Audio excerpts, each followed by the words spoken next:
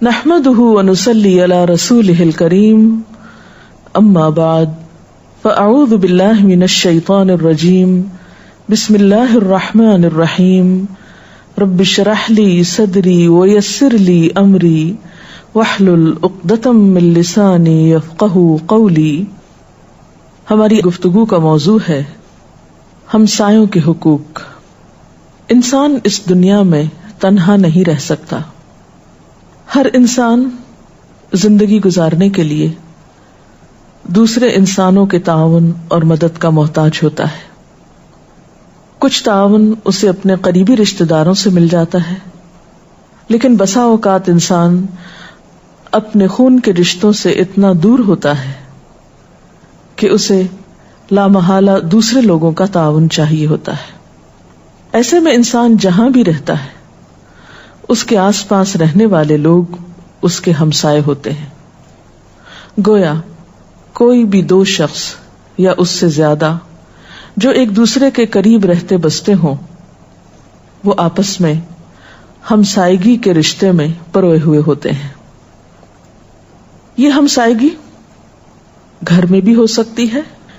انسان جہاں رہتا ہے اس کا گھر ہے تو اس کے دائیں بائیں آگے پیچھے رہنے والے لوگ، اور جیسا کہ ایک حدیث سے ہمیں حق ہمسائیگی 40 گھروں تک ہوتا ہے، اس بات کا پتہ چلتا ہے۔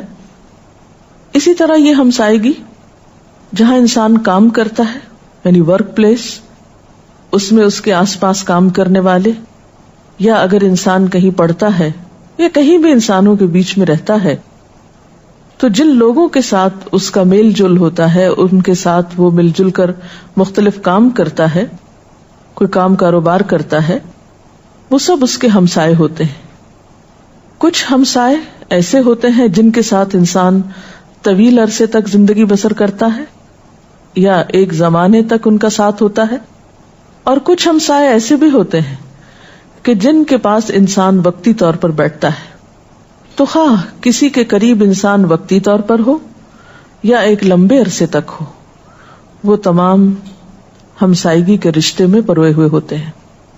قرآن حکیم میں اللہ سبحانہ وتعالی کا ارشاد ہے، وَاعْبُدُوا اللَّهَ وَلَا تُشْرِكُوا بِهِ شَيْئًا وَبِالْوَالِدَيْنِ إِحْسَانًا وَبِذِي الْقُرْبَى وَالْيَتَامَى وَالْمَسَاكِينِ وَالْجَارِ ذِي الْقُرْبَى وَالْجَارِ الْجُنُبِ وَالصَّاحِبِ بِالْجَنبِ وَابْنِ السَّبِيلِ، اور اللہ کی عبادت کرو اور اس کے ساتھ کسی چیز کو شریک نہ ٹھہراؤ، والدین کے ساتھ احسان کرو، رشتہ داروں، یتیموں اور مسکینوں کے ساتھ احسان کرو، رشتہ دار پڑوسی کے ساتھ، اجنبی ہمسائے کے ساتھ، پہلو کے ساتھی یعنی اپنے رفقا کولیگز کے ساتھ احسان کا برتاؤ کرو، اور مسافروں کے ساتھ، وما ملکت ایمانکم، اور اپنے غلاموں کے ساتھ۔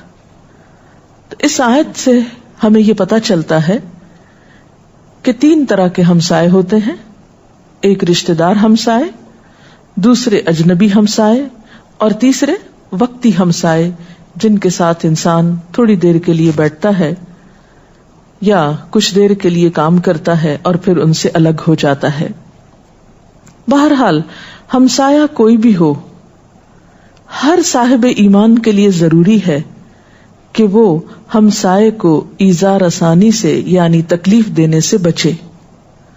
رسول اللہ صلی اللہ علیہ وسلم نے فرمایا، من کان یؤمن باللہ والیوم الآخر فلا یؤذی جارہ، جو شخص اللہ اور یوم آخرت پر ایمان رکھتا ہے اسے چاہیے کہ وہ اپنے ہمسائے کو دکھ نہ دے، تکلیف نہ دے، اذیت نہ دے۔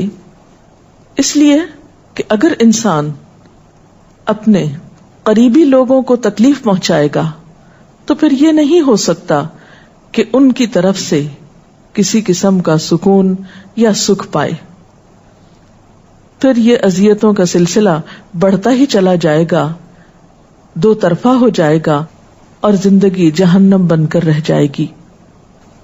اسی طرح ایک اور حدیث میں آتا ہے، آپ صلی اللہ علیہ وسلم نے فرمایا، جبریل علیہ السلام ہمسائے کے متعلق مجھے ہمیشہ ہی وصیت کرتے رہے، یعنی جب جبریل علیہ السلام آتے تو ہمسائے کے حقوق کے بارے میں تاکید کرتے، یہاں تک کہ میں نے خیال کیا کہ وہ اس کو وارث ہی بنا دیں گے۔ ویسے تو انسان کے مال میں اس کے اقربا ہی، اس کے رشتہ دار ہی وارث ہوتے ہیں، لیکن یہاں نبی صلی اللہ علیہ وسلم کو ہمسائے کے حقوق کے بارے میں اتنی تاکید ملی کہ آپ کو یہ اندیشہ ہوا کہ رشتہ داروں کے علاوہ ہمسائے بھی کہیں وارث نہ قرار پائیں۔ اسی طرح آپ صلی اللہ علیہ وسلم نے متعدد احادیث میں اس بات کی تاکید فرمائی ہے کہ ہمسائے کے ساتھ اچھا سلوک کیا جائے۔ آپ نے اس شخص کو مومن ہی نہیں قرار دیا جو ہمسائے کو تکلیف دینے سے باز نہ آئے۔ حضرت ابو ہریرہ سے روایت ہے کہ آپ صلی اللہ علیہ وسلم نے فرمایا، اللہ کی قسم وہ شخص مومن نہیں ہے، اللہ کی قسم وہ مومن نہیں ہے، اللہ کی قسم وہ مومن نہیں ہے۔ 3 بار آپ نے قسم کھا کر یہ بات فرمائی۔ یہ میری بات نہیں، آپ کی بات نہیں، عام انسانوں کی بات نہیں، رسول اللہ صلی اللہ علیہ وسلم کی بات ہے کہ وہ شخص مومن ہی نہیں۔ سوال کیا گیا، اے اللہ کے رسول صلی اللہ علیہ وسلم، کون مومن نہیں، کس کا ایمان نہیں؟ آپ نے فرمایا، وہ شخص کہ اس کے پڑوسی اس کی شرارتوں سے محفوظ نہیں، یعنی وہ کسی نہ کسی طریقے سے اپنے ہمسایوں کو تکلیف پہنچاتا رہتا ہے، ان کے لیے مصیبت کھڑی کرتا رہتا ہے۔ بخاری اور مسلم کی یہ روایت ہے، اور مسلم کی روایت میں آتا ہے کہ وہ شخص جنت میں نہیں داخل ہوگا جس کے پڑوسی اس کے شرارتوں سے محفوظ نہ ہوں گے، کیونکہ ایسی فطرت اور ایسی شخصیت والا انسان یا ایسی عادات والا انسان اگر جنت میں داخل کر بھی دیا جائے تو وہ وہاں بھی اپنے ہمسایوں کو ستانے لگے گا، کیونکہ دنیا میں اس نے اپنی نیچر اور فطرت بدلی ہی نہیں، اس نے اپنے ساتھ کوئی مجاہدہ کیا ہی نہیں، کوشش کی ہی نہیں کہ اپنی اصلاح کرے اور بری عادتوں کو اپنے سے دور کرے، لہٰذا اس کی یہ بری عادتیں اگر اس کے ساتھ ہی ختم ہوئیں تو پھر قیامت کے دن جنت میں جانے کے لائق نہ رہے گا۔ اسی طرح ایک اور حدیث میں آتا ہے، رسول اللہ صلی اللہ علیہ وسلم نے فرمایا، اللہ کے ہاں بہتر دوست وہ ہیں جو اپنے دوست کے ساتھ خیر خواہی کریں، یعنی اچھے دوست کی بھی پہچان بتائی آپ نے، اور اللہ کے نزدیک بہترین پڑوسی وہ ہیں جو اپنے ہمسائے کے ساتھ خیر خواہی کریں۔ گویا ہمسایوں کے لیے خیر خواہی کے جذبات کا ہونا بے حد ضروری ہے۔ خیر خواہی کے جذبات سے انسان کس کس طرح ان کا خیال رکھ سکتا ہے، کن کن معاملات میں ان کی خبر گیری کرنا ضروری ہے، اس بارے میں بھی آپ صلی اللہ علیہ وسلم نے ہمیں کچھ تعلیمات دی ہیں۔ حضرت ابو ہریرہ رضی اللہ تعالی عنہ بیان کرتے ہیں کہ رسول اللہ صلی اللہ علیہ وسلم نے فرمایا کہ اے مسلمان عورتوں، خاص طور پر خواتین کو خطاب کر کے فرمایا کہ اپنی پڑوسن کے لیے کوئی چیز حقیر نہ سمجھو۔ اے مسلمان عورتوں، اپنی پڑوسن کو یعنی ہدیہ بھیجنے کے لیے کسی چیز کو چھوٹا نہ سمجھو، اگرچہ بکری کا ایک کھر ہی ہدیہ بھیجنے کے لیے کیوں نہ ہو، یعنی کوئی بڑی چیز نہیں بھی ہے گھر میں، کوئی معمولی چیز بھی ہے تو اس میں بھی پڑوسی کو یاد رکھو۔ گویا پڑوسی کے ساتھ نعمتوں کو شیئر کرو، اپنی نعمتوں میں ان کو بھی شریک کرو، زیادہ ہوں یا کم، بہت ہوں یا تھوڑی ہوں۔ اسی طرح ایک اور حدیث میں آتا ہے، حضرت ابو ذر رضی اللہ تعالی عنہ بیان کرتے ہیں، رسول اللہ صلی اللہ علیہ وسلم نے فرمایا کہ اے ابو ذر، جب تو شوربہ پکائے تو اس میں پانی زیادہ ڈالا کر اور اپنے پڑوسیوں کا خیال رکھ۔ گویا پڑوسیوں کو جو ہدیہ بھیجا جا سکتا ہے اس میں سے بہترین ہدیہ کھانا ہے۔ عام طور پر ہم سمجھتے ہیں کہ ہمارا کھانا شاید ہمارے اپنے لیے کافی نہ ہو، تو فرمایا کہ اس کھانے کی مقدار بڑھا لو پانی ڈال کر، لیکن پڑوسی کا خیال رکھو، کیونکہ وہ شخص مومن نہیں جو خود تو پیٹ بھر کے کھانا کھا لے اور اس کے پڑوسی بھوکے رہ جائیں۔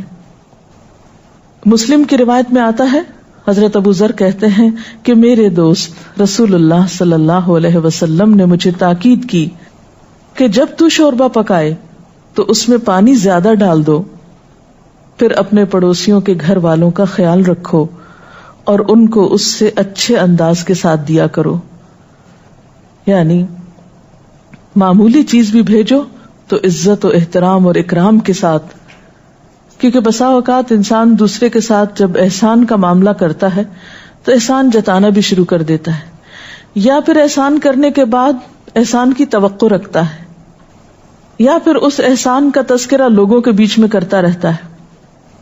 ایسے تمام چیزیں دوسرے کو اذیت پہنچانے میں شامل ہوتی ہیں، اس لیے ان سے بچنا بے حد ضروری ہے. اسی طرح صرف خیرخواہی میں کھانا بھیجنا یا کچھ ہدیہ بھیجنا ہی نہیں، بلکہ پڑوسی بعض اوقات چھوٹی چھوٹی چیزوں کے ضرورت مند ہوتے ہیں. مثلاً ایک حدیث سے پتہ چلتا ہے، آپ نے فرمایا کوئی پڑوسی اپنے پڑوسی کو اپنی دیوار پر لکڑی گاڑنے سے منع نہ کرے. ایک اور روایت میں آتا کھونٹی گاڑنے سے منع نہ کرے. حضرت ابو ہریرہ فرمایا کرتے، میں محسوس کرتا ہوں کہ تم اس سے اعراض کر رہے ہو، یعنی میں تمہیں نبی صلی اللہ علیہ وسلم کی حدیث سنا رہا ہوں اور تم لوگ ماننے میں مشکل کر رہے ہو، یا ماننا تمہیں اس وقت مشکل لگ رہا ہے.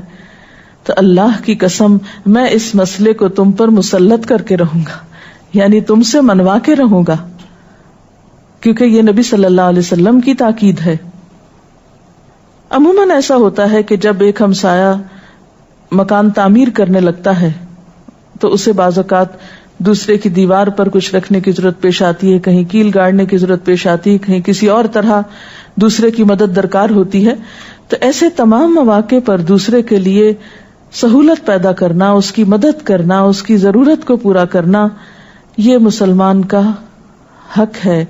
اور ایسے مواقع پر دل تنگ نہیں ہونا چاہیے، بلکہ آگے بڑھ کر دوسرے کی مدد کی جانی چاہیے، کیونکہ آج اگر کوئی دوسرا شخص مدد کا محتاج ہے تو کل اسی مدد کے محتاج ہم خود بھی ہو سکتے ہیں. اور جب تک انسان قربانی کی سطح پر دوسرے کا خیال نہ رکھے، اس وقت تک حالات میں خوشگواری ہو نہیں سکتی، کیونکہ بسا اوقات انسان کو اپنی ضرورت پیچھے رکھ کر، اپنی سہولت پیچھے رکھ کر دوسرے کے لیے سہولت پیدا کرنا ہوتی ہے. اسی طرح ایک اور موقع پر ہم دیکھتے ہیں کہ آپ صلی اللہ علیہ وسلم وضو فرما رہے تھے. صحابہ کرام بہت شوق اور محبت میں آپ کی وضو کا پانی لے کر اپنے جسم پر تبرکن مل رہے تھے. جب آپ نے دیکھا کہ صحابہ کرام بہت شوق ذوق سے ایک دوسرے سے اس عمل میں آگے بڑھنے کی کوشش کر رہے ہیں، تو آپ نے اس موقع پر انہیں ایک نصیحت فرمائی. اور وہ کیا تھی؟ آپ نے فرمایا جسے یہ بات بھلی معلوم ہو کہ وہ اللہ اور رسول صلی اللہ علیہ وسلم کو دوست رکھے، یعنی ان سے محبت کرے، تو اسے چاہیے کہ جب بولے تو سچ بولے. یعنی محبت کا تقاضا صرف اتنا نہیں کہ تم پانی لے کر آپ کے وضو کا اپنے جسم پر مل لو، بلکہ محبت کا تقاضا کیا ہے کہ آپ کی امت کا فرد ہونے کے ناطے سے جب بات کرو تو سچ بولو، اور جب لوگ اس کا اعتبار کر کے اپنی امانت اس کے پاس رکھے تو وہ خیانت نہ کرے، اور اپنے پڑوسیوں کے ساتھ اچھا برتاؤ کرے.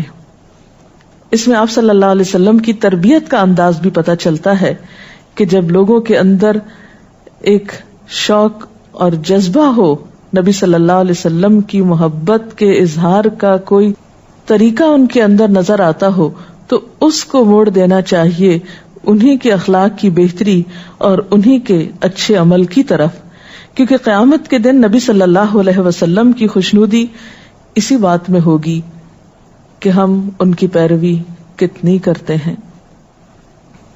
ایک شخص اگر بظاہر آپ کا نام محبت سے لیتا ہے لیکن آپ کی کوئی بات نہیں مانتا تو یہ محبت کس قسم کی محبت ہے؟ اور آخر میں آپ ہی کی ایک اور حدیث مبارکہ کہ آپ صلی اللہ علیہ وسلم کے سامنے ایک خاتون کا ذکر کیا گیا کہ جو بہت نماز پڑھتی تھی، صدقہ خیرات کرتی تھی، لیکن اپنے ہمسایوں کو اذیت دیتی تھی. اپنے ہمسایوں کے لیے دکھ دینے کا سبب تھی. تو لوگوں نے پوچھا کہ اس کا انجام کیا ہوگا؟ آپ نے فرمایا وہ دوزخ میں ہے. اور دوسری خاتون جو فرض نمازیں تو ادا کرتی تھی لیکن اپنی ذات سے کسی کو دکھ نہیں دیتی تھی، جب اس کے انجام کے بارے میں پوچھا گیا تو آپ نے فرمایا وہ جنت میں ہوگی.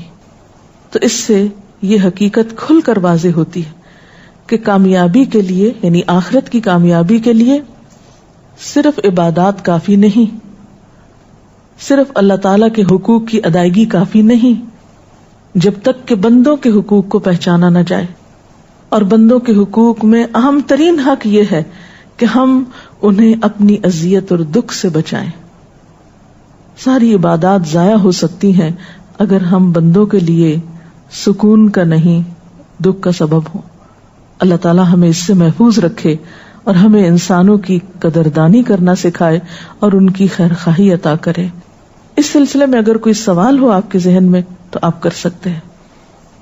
پڑوسی بچوں کے ساتھ اچھے سلوک میں کیا کیا باتیں آتی ہیں؟ پڑوسی بچوں کے ساتھ مل کر کھیلنا بھی چاہیے، ان کے ساتھ اپنی چیزیں بھی شیئر کرنا چاہیے، لڑائی جھگڑے سے بچنا چاہیے.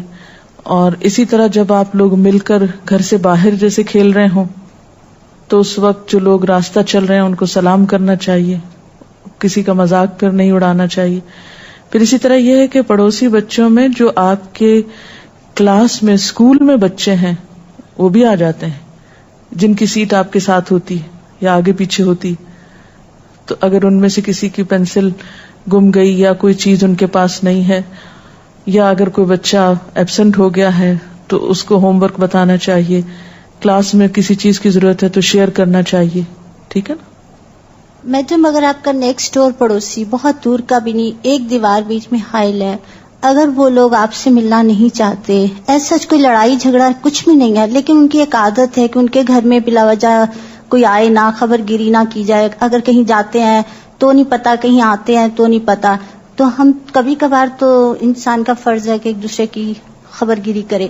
تو اس سلسلے میں ہمیں کیا کرنا چاہیے؟ جاتے بھی اچھا نہیں لگتا کہ ان کو پتہ چلتا ہے کہ ان کو پسند نہیں آئی یہ بات ہمارا آنا، لیکن ہم تو اللہ کے لیے چلے ہی جاتے ہیں. تو ہمیں اس سلسلے میں کیا کرنا چاہیے؟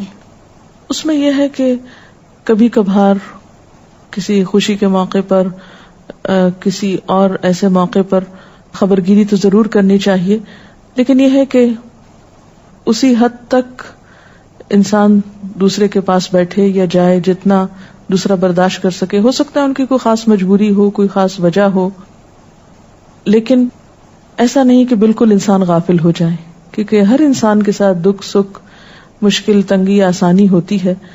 حسن سلوک جاری رہنا چاہیے.